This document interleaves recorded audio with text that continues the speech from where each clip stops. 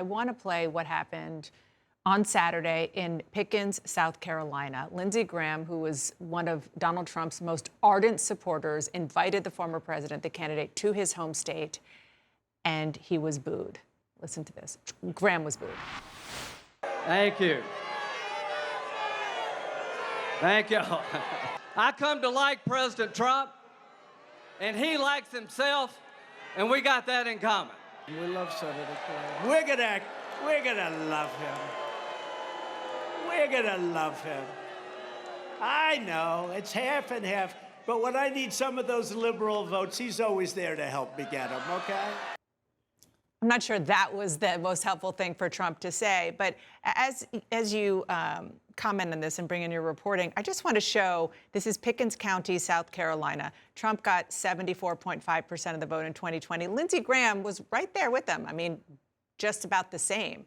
So this is a place where Lindsey Graham is very popular. So it opens the question of what you were talking about, Eva, which is that the people who are at the core of the support for Donald Trump, they want to hear his conspiracies. And Lindsey Graham, he supports a lot of things for Donald Trump. He does not support the notion that 2020 was wrongly called. He doesn't, but he's also been all over the board on everything from Trump. If you think back to the timeline of Lindsey Graham and Trump, as you know well, when he was running initially in South Carolina, look, it's one of the reasons that Lindsey Graham has embraced President Trump so often, because he needs his support there. I think a couple different things. Boos in audiences at Trump rallies certainly are interesting, but that is a corner of South Carolina that's very close to Georgia. We do not know how many South Carolina voters were booing necessarily. It's beside the point. The reality here is that it reminded me of going to Kentucky sometimes and hearing Republican voters boo Mitch McConnell at Trump rallies. They like Donald Trump. They don't necessarily like other Republicans. Okay. Fair point. But Mitch McConnell has very much separated himself from Lindsey Graham. And my question is, if you're in South Carolina and you have somebody who has embraced almost everything and actually endorsed Donald Trump, and the only thing that he doesn't support Trump on is the 2020 election, what does that say about the electorate and about Trump supporters? Well, Lindsey Graham has been crosswise with Trump as many times as he has hugged him closely. And so I think he's sort of a complicated figure on the right. And I think if you spend a lot of time consuming conservative media, they're very negative on Lindsey Graham. He is mocked. He is a boogeyman. He is not a beloved figure on the right. And interestingly, he's also not a beloved figure on the left, because he has been booed as President Biden mentioned him in a speech.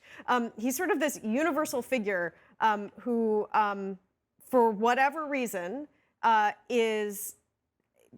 gets people upset. Well, one of the we're going to take a quick break, but I will just say that one of the areas where they don't agree is on Ukraine. Yes. And Graham is still in the old McCain camp, which is that you got to get in there and you got to stay and you got to defend democracy.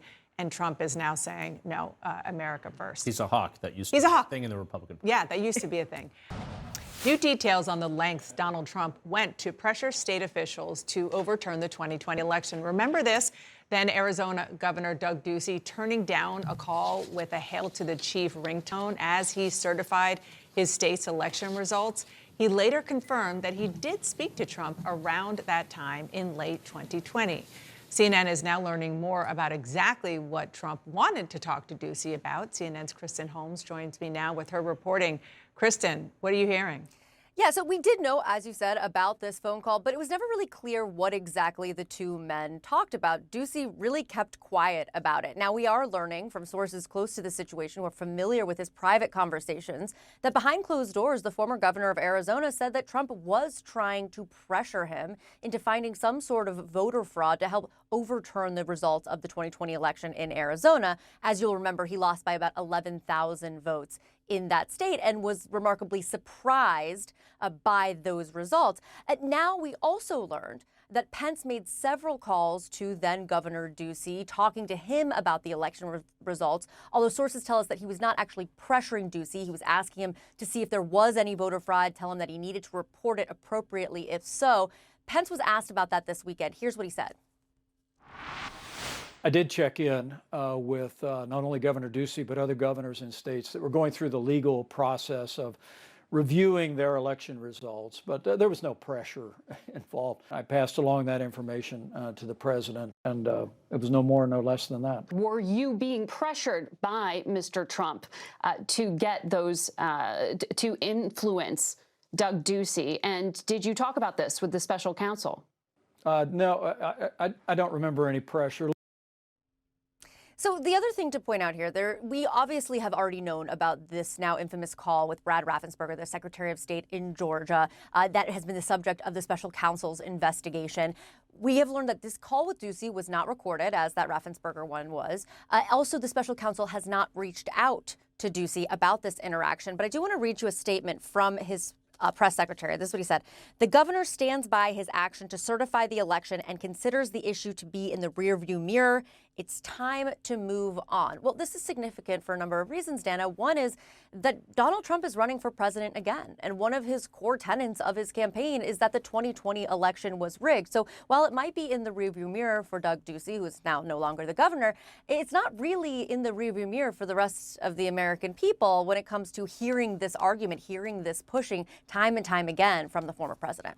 Yeah, despite, and you know this because you've reported this, despite the pleas from inside his own campaign to move on and stop talking about the past. Kristen, thank you so much for that reporting.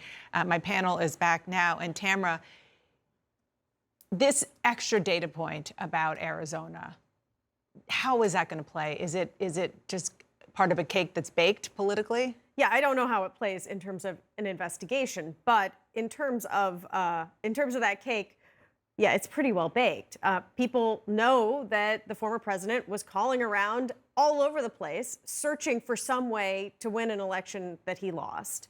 And his supporters, and even Republicans who had said that they were open to other people, are consolidating behind him as he has faced indictment because he has found this way to make himself a proxy for everyone's grievance, or if he's in trouble, then they're in trouble, and so they are coming to his defense. And this is a candidate who was a candidate back in 2016, won that race.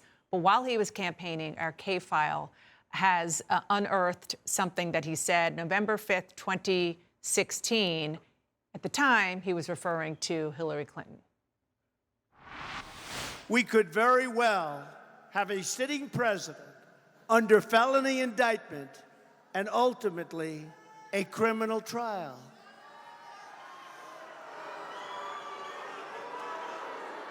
It would grind government to a halt. Shoe, meet other foot.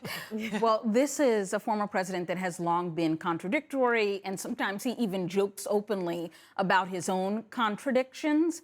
I think, though, that Governor Ducey's response to this is very telling. Word to the governor, if he wanted to keep this secret, maybe not tell a Republican donor. The donor class is pretty gossipy, so that's why we all know about this now. But he doesn't really seem to want to engage in this anymore. Through a spokesperson, he said, listen, let's move on as a party. And that's the Didn't deny it. Didn't deny it, but that's the tightrope that they're walking here. This kind of conspiratorial politics in Arizona we saw was a real liability where Republicans suffered some losses, but at the same time, he doesn't want to ding Trump.